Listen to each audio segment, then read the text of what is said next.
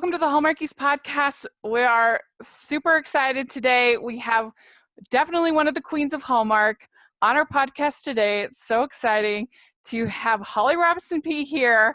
So Holly, thank you so much for coming on the podcast.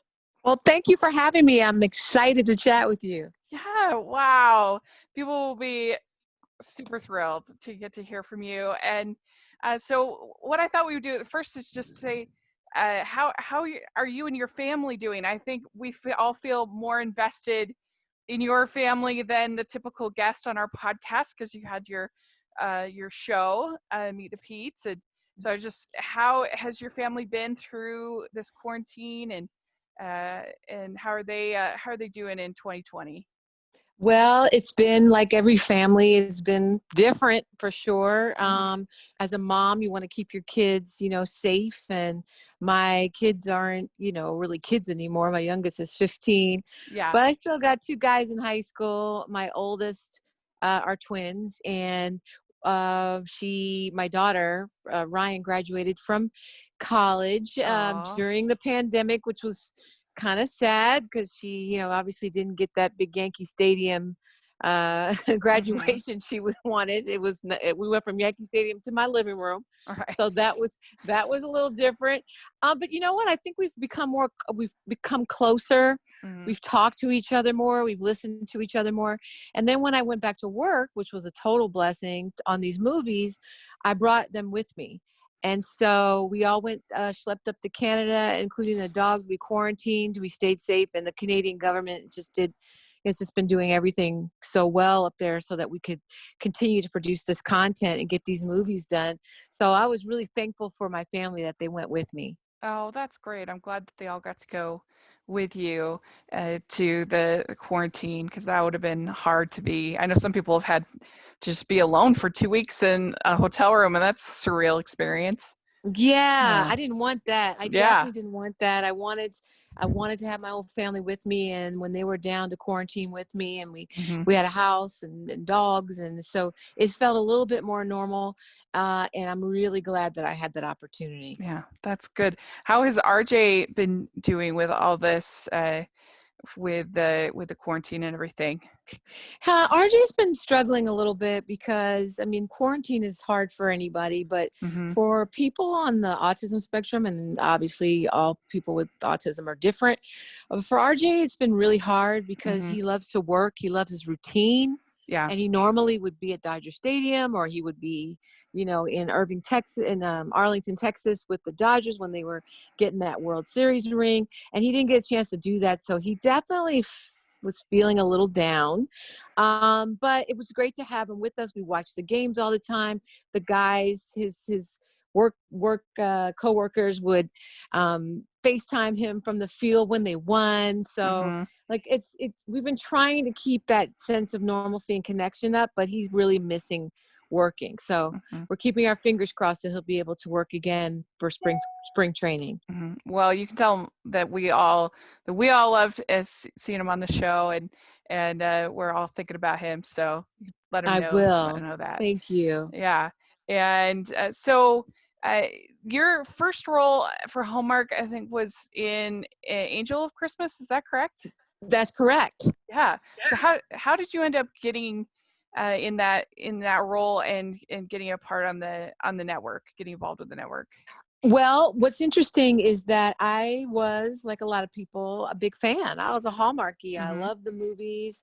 And to be honest, I had a lot of friends that I had worked with in the 90s and coming up. And I noticed that they were, leads in these movies, and I thought that it would be fun to do it. I literally just picked up the phone and cold called them and said, "Hey, can I have a meeting? I'd love to be part of this family." And that's really how it started. And they were like, "Okay, well, let's start you off with this movie, Angel of Christmas." And I was like, wow, because I stepped on that set and I was like, okay, this is different. Like, because it was a Ron Oliver set. He's a famous director for Hallmark Channel, and he comes to work every day, head to toe, dressed head to toe in Christmas gear.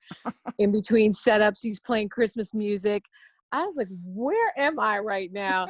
And so I loved it. And I was like, oh, I want more. So then I just started getting, involved behind the scenes as well, and becoming executive producers of some of these projects, which makes me a little bit more invested. And I really love doing that, being part of the creative Hmm. process. Then when Meet the Pete's came on, that was obviously a very cool thing to be, the first family, um, unscripted show to be on the network. So I felt very invested. My family was part of it. Hmm. And then when Morning Show Mysteries came along as a mystery wheel, I was really excited about that. Hmm. Co-executive produced with Al Roker, who is amazing and a great friend for many years. And so I just feel really, taken care of. I feel very Yeah. comfortable and really excited with the direction of the network. That's great. Yeah, we've loved having you on board. It's been really fun. And with Morning Show Mysteries, that must be kind of fun to play, sort of a detective type for these cozy mysteries, to be able to take on some of the role of sort of a murder she wrote kind of a idea. That must be a lot of fun.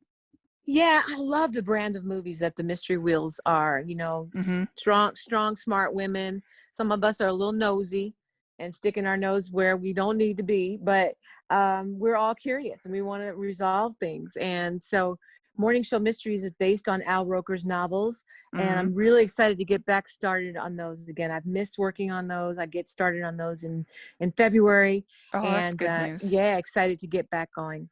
So one thing I wondered about, they have to be pretty creative to hide the fact that Rick Fox is like a foot taller than you. And I was wondering, like, how does that all work?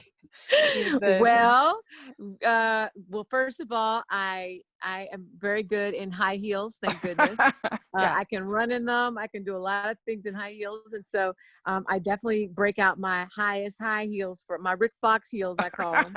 Yeah. And I definitely can get a little bit closer to his chest, but we usually, and Rick is so sweet, he's always downplayed his height. So he'll, like, from my scene, sometimes he'll shrink himself down and not make me look so little, and not make him look so tall. But we've figured it out. We've Yeah. definitely figured it out. And I love working with him. He's just such a team player. Yeah. Yeah, he's super charming, really fun. And the relationship is growing on the show, so that's fun.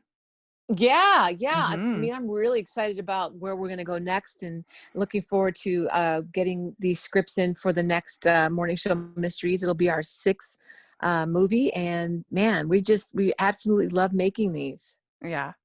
Yeah, they are really enjoyable, and we like following all the clues and the whole cast. I really like your mother, or your My aunt. aunt, Your yeah, my aunt. aunt, yep, Yeah. aunt, yes, Yeah. and she's such a tremendous actress. I mean, Karen Robinson is one of the, she's an elite actress in Canada, and I Hmm. just absolutely love working with her.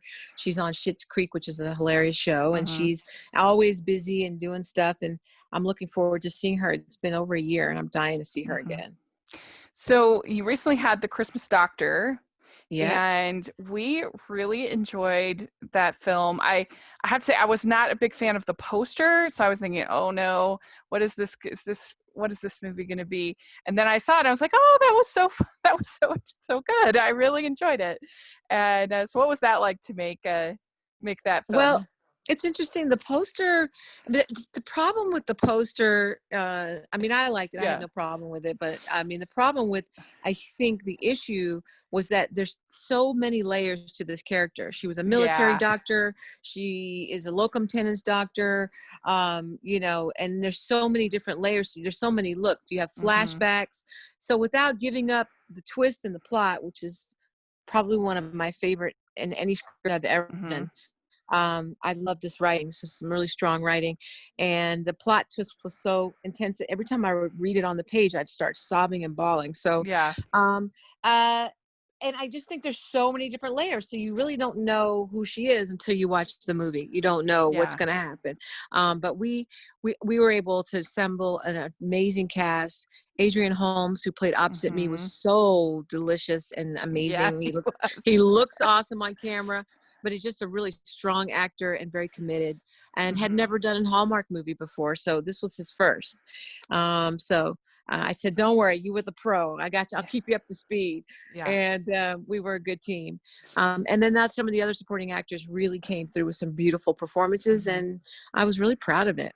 Yeah, it was really good, and it had some fun moments that we don't typically see. Like all the Star Wars talk was kind of Yeah, fun, yeah. And his name was unexpected. Luke. Yeah, yeah, I liked that.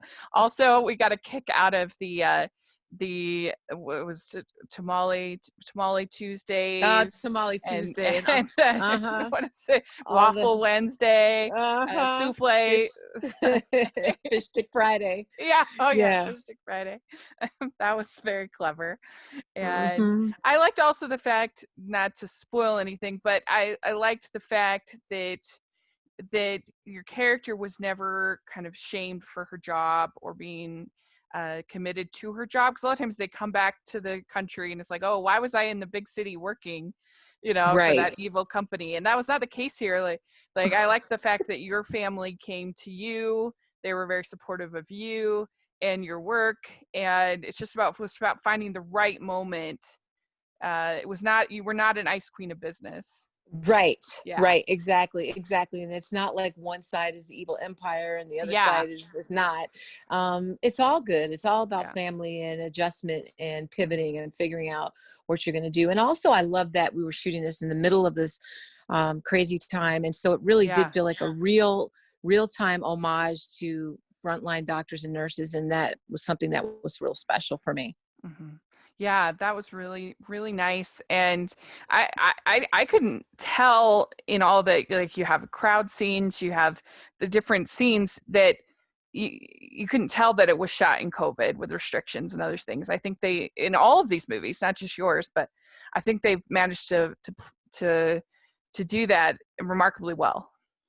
Yes, and there's something called CGI where we can make crowds look a Yeah, lot bigger, yeah. and that's done very, very well. I was super impressed with the post production on this movie. Like Hmm. it just blew me away Yeah. because I knew that there was that extra layer of post production that would have to happen because of the amount of extras we could have, the amount of background. A Hmm. time or two, people would forget to take their masks off, and then, we'd have to go back and reshoot something. And so it's a whole nother layer of Yeah. we have to look out for different things now. But yes, I thank you for saying that because a lot went into making sure that we still kept up the quality of what we people are traditionally used to. And with Christmas and Evergreen, Yeah. when we shot that, we couldn't bring back all of the actors that we wanted to, Hmm. just because we needed to keep the sets a little bit lighter and the scenes a little thinner. Hmm. And then you want to still keep that same community coming together scenes and the Christmas Eve scenes outside. So we had to be a little creative, but we got it done. Yeah. So in Christmas in Evergreen 4, you are getting married, correct? Your Well, I character? am actually right. I was proposed to in the third installment of Evergreen, Mm-hmm. and now Mayor Michelle is making plans. And so plans don't always work Oh, out right now. okay. So we got to figure out what's going to go on. We got to pivot and keep it moving. So that was part of the storyline. It was also talking about what's happening in the world. We had to shift and pivot a lot too during the production of this Mm-hmm. movie. So there's definitely a bunch of twists and turns that I think everyone will be able to relate to. And I'm really looking forward to seeing that. I did some ADR for it yesterday, if you can imagine, and Ah, it airs like in 5 minutes. unbelievable. Um, yeah, I mean the Yeah. post production people are just magicians. They're just total magicians. But and I got a chance to watch a couple scenes put together, and I was like, wow, this is just you guys just kill it. They just knock it out of the park. Yeah. And so Yeah. they're the 12th man, if you will, right? So Yeah. they're the other actor where they pull together all the magic, and Hmm. it ends up working. Well, because I was gonna say, I don't think that you have played a bride yet for Hallmark, so, or bride to be. I So have that's not. I that's have kind of not. fun. Yeah, I have not. So this is a first. This is a Hmm. first. And what I also really love about Evergreen is the diversity and inclusion in the Yeah. cast. It's a super diverse cast. This time you get to meet Dr. Sorry, not Doc. I was going to say Dr. Michelle. Wrong movie. Dr. Mayer. You get to meet Mayor Michelle's sister and father, and you get to see some of her family. And then, of course, she's marrying, or she's engaged to um, Rakia Bernard's brother in the Yeah. movie, Thomas. And so there's a sense of sisterhood between Rakia and another actress who came on board this year named Marcy House, who's just really great. And we have these really fun scenes of sisterhood, and Yeah. that's something that I haven't really seen in some of our movies. So Hmm. this was really good, a welcome shift, and just another cool way that I think Hallmark Channel is stepping up to the plate and really, diversifying some of these storylines. Well, we're so excited because all the other Evergreen movies have brought in somebody new into the town. And in this one, instead, we're getting to know the characters that we've already gotten introduced to a little bit better. And so I think that will be very refreshing. I think so too. I mean, I like, the formula of how the Evergreen movies was going was totally great and fine, and Mm-hmm. you get to new. But yeah, it was kind of cool that usually the two leads will come in, and then they have their romance and their experience in Evergreen, and they come out, and we were just kind of sort of holding up the town. And now you're right, we get to see what happens in Mayor Michelle's personal life, and we dig deep into Hannah and her little cutie pie that Mm-hmm. she's connected with. And we just learned a little bit more about the history of the town. We get to play with the Mm-hmm. Cooper sisters, who I could never get enough of. Mm-hmm. These twins and they have a more prominent role this year, thank God, because I just sit at their feet and just listen to them talk. They're these amazing twin sisters who are just so fun to be around. And so the most of the gang is all back, and I just really proud of this. We have a new director this time, Linda Lisa, who's used to be Mm-hmm. a script supervisor, and now she's taken the next leap to being the director. And so we're seeing a lot of diversity behind the scenes as well, which is really awesome. Yeah, I love to see that. We interviewed Linda Lisa, and she seems like such a calming presence, somebody who would be really great to lead a film. Especially a film as big as Evergreen, because it Mm-hmm. can get a little, it can get a little hectic, because there's so much decor and so many, between the museum opening and the Christmas festival. I mean, every time you mention a Christmas festival, that's more decorations and things that got to be brought out. And so it's a big ambitious film, Mm-hmm. the Evergreens are. Mm-hmm. And so for someone who is new like Linda Lisa to come through, her energy was very calming, you're right, and Mm-hmm. it was very helpful on set. Did it mean something more to you this year to kind of go to Evergreen, even sort of metaphorically, as with everything that has happened, to kind of go back to that place?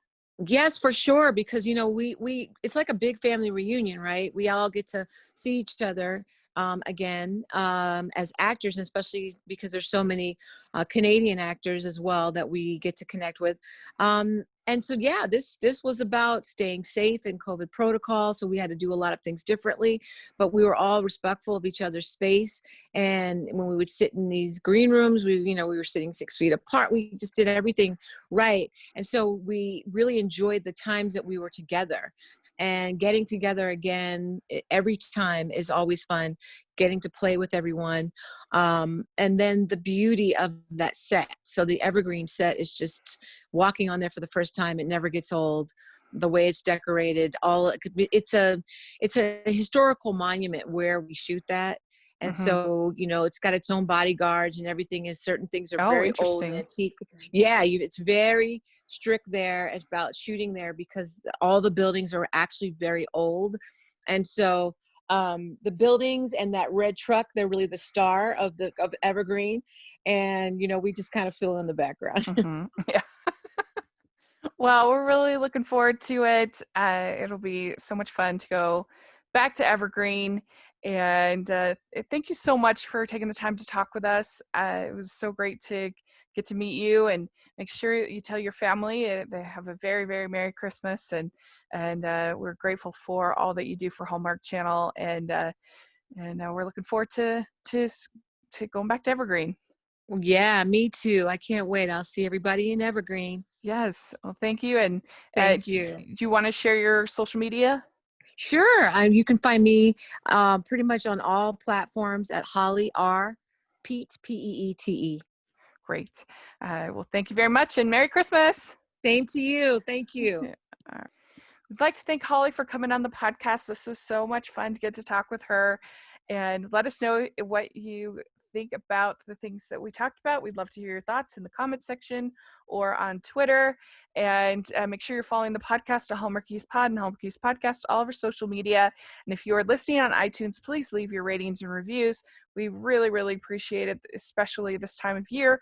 People can help them find the podcast. And if you are listening on YouTube, please give this video a thumbs up and subscribe to the channel. We appreciate that so much. We also have our patron group, which means so much to us, all of our patrons. And we have our merch store, which has tons of holiday-inspired design. You can find me at Rachel's Reviews, all of our social media, iTunes, YouTube, and on Rotten Tomatoes. And thanks again to Holly, and Merry Christmas, everybody.